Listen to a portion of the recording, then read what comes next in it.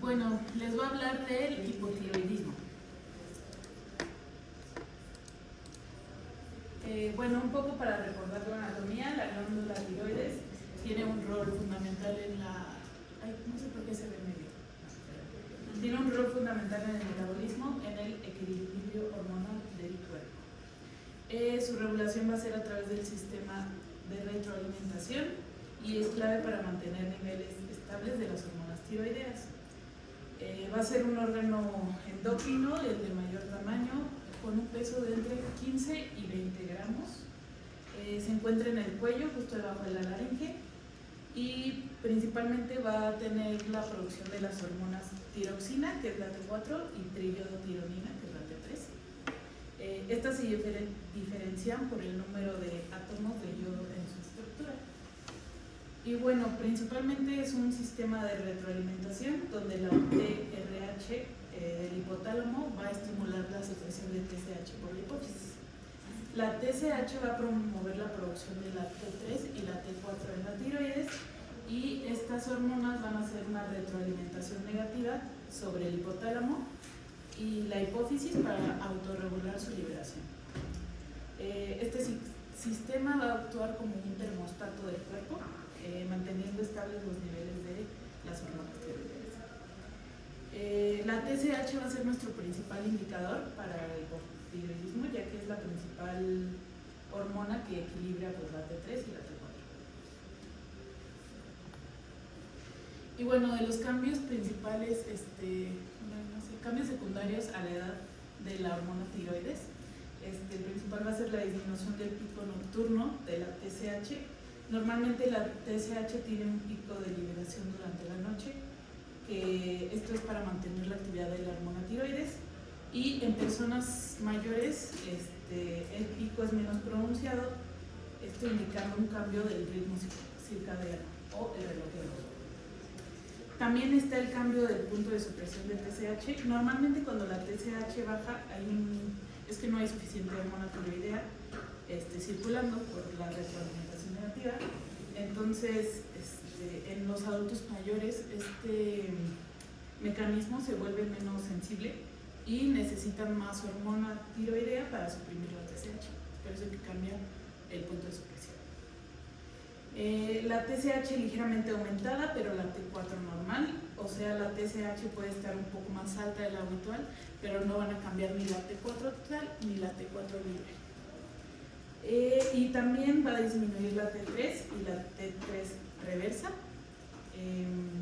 que es la forma más activa de la hormona, la forma inactiva, y la T3 es la forma más activa de la hormona tiroidea.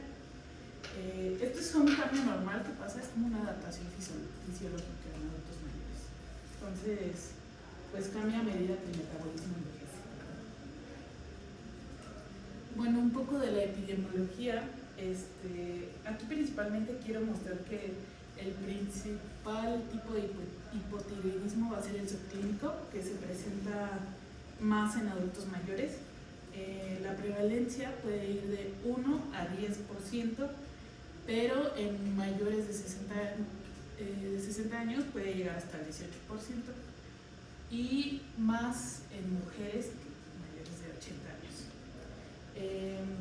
Aunque muchos pacientes también se mantienen estables, hasta un 20% pueden regresar a un hipotiroidismo manifiesto en solo un año, sobre todo si tienen anticuerpos positivos.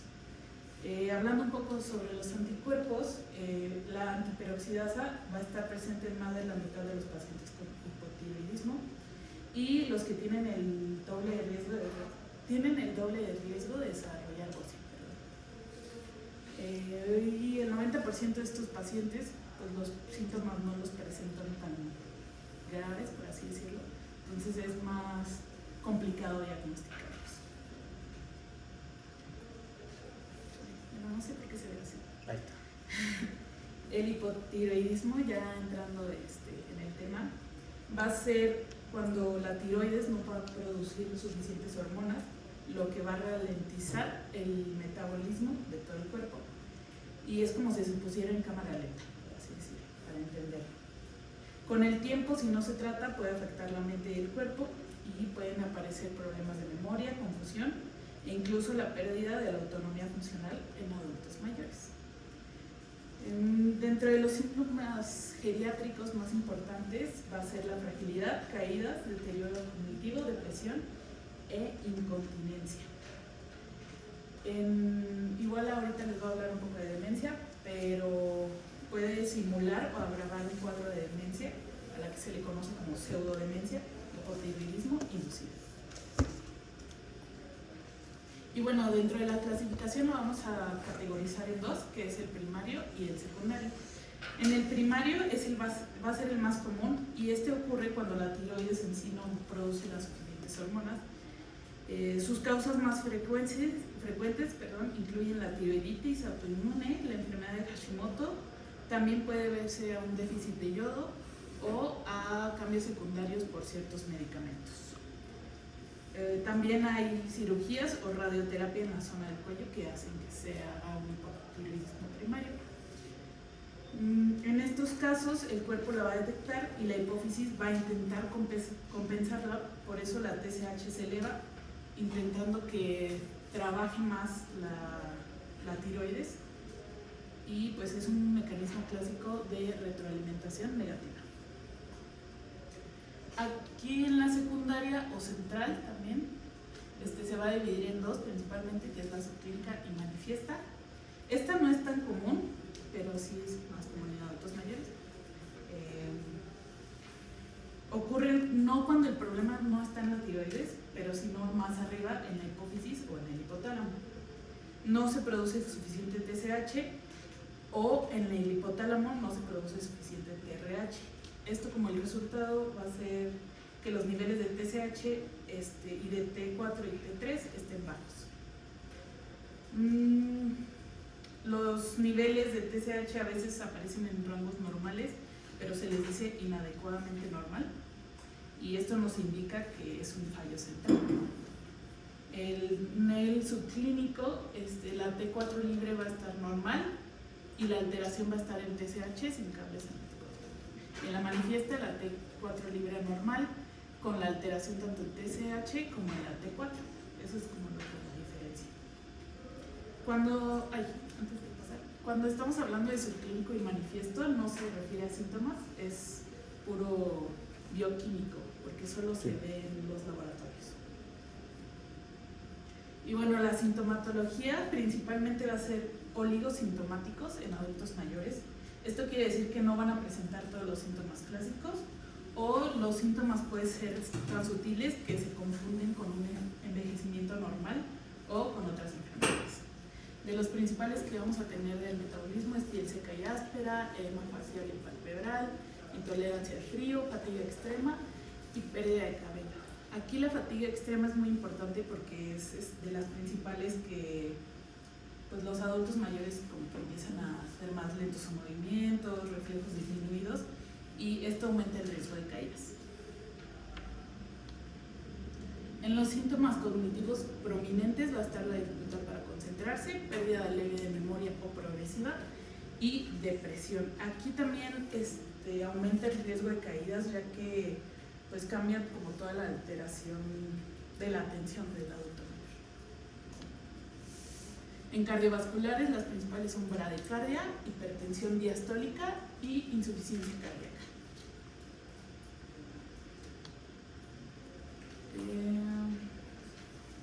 Bueno, aquí en adultos mayores el hipotiroidismo puede ser difícil de detectar.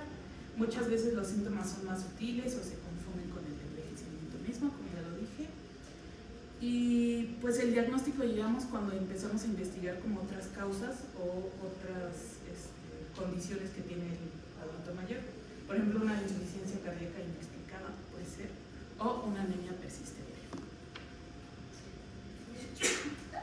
Bueno, aquí en hipotiroidismo y demencia, el cerebro del adulto mayor va a ser más sensible a los niveles de hormona tiroidea, por eso puede afectar la condición en varios mecanismos.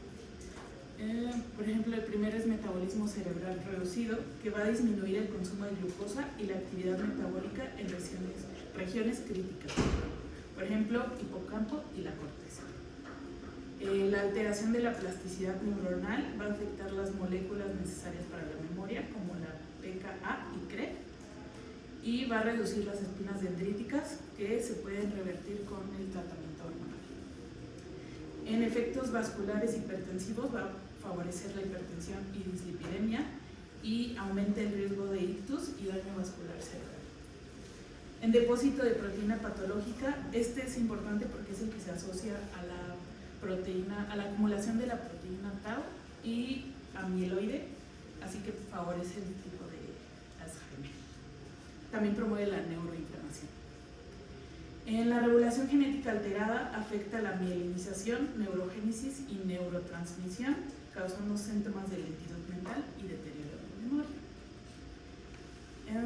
Y pues muchos de estos efectos son potencialmente reversibles con un tratamiento adecuado. Bueno, aquí en el diagnóstico pues ya sabemos, si la TSH baja es indicación de que la hipófisis intenta frenar la producción de hormonas, hipertiroidismo. TSH alta intenta estimular la producción, hipotiroidismo. O sea, están como al revés, pero así, baja, hiper, alta, hiper. Y bueno, aquí es primordial diferenciar si es hipotiroidismo primario o central. Aquí les puse un cuadrito. En el primario, lo que nos importa son los anticuerpos anti-TPO. Si no hay anticuerpos TPO, podríamos estar frente a un hipotiroidismo transitorio, que es una posttiroiditis, y se puede considerar usar la suspensión de la levotiroxina por 4 meses, y si esto no ayuda, pues ya es que sí es un hipotiroidismo permanente.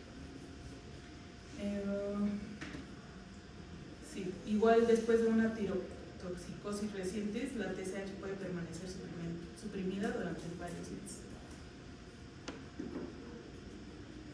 Y bueno, el tratamiento de elección para el hipotiroidismo va a ser la levotiroxina como tratamiento estándar. Una dosis inicial, comenzar de 12 a 25, especialmente si hay enfermedad cardiovascular. Los ajustes de dosis se van a dar cada de 6 a 8 semanas, guiados por la TSH y la respuesta al tratamiento. Y pues para evitar el hipotiroidismo persistente se da un seguimiento. Y pues aquí en consideraciones especiales puse lo de tratar hipotiroidismo subclínico si la TSH es mayor a 10 miliunidades por litro, si hay síntomas presentes y si hay anticuerpos antitiroideos positivos. Bueno, los efectos adversos van a ser la pérdida de masa, mayor riesgo de fibrilación auricular, hipertrofia cardíaca, TSH elevada por la adherencia irregular al tratamiento, que es de lo más común, la mala absorción por los alimentos, como el salvado, soya, calcio, y las dosis supervisadas semanales. Esta es una opción en la mala adherencia, como complementaria. Y bueno, aquí igual puse más cuadritos del tratamiento. Este es parecido al anterior y es más hacia el riesgo cardiovascular que se da. Entonces, si hay riesgo bajo y síntomas de depresión, no se dan anticuerpos. Creo que esto es porque los anticuerpos no se daban en depresión porque no eran tan eficientes, por lo que no eran tan... Y sí, los demás es levotiroxina. Y bueno, en UpToDate nos dice que en pacientes mayores de 70 años se van a ajustar los límites de TSH para reflejar un cambio relacionado con la edad, permitiendo hasta 7.5, que es como el máximo de miliunidades por litro. En pacientes de más de 60 años o con enfermedades coronarias se recomienda comenzar con dosis más bajas de levotiroxina para evitar los efectos adversos. Entre 25 y 50 microgramos por día y puede ajustarse conforme sea necesario. Y pues tener en cuenta que debe ser personalizado y ajustado a las condiciones del paciente. Súper bien, Samantha.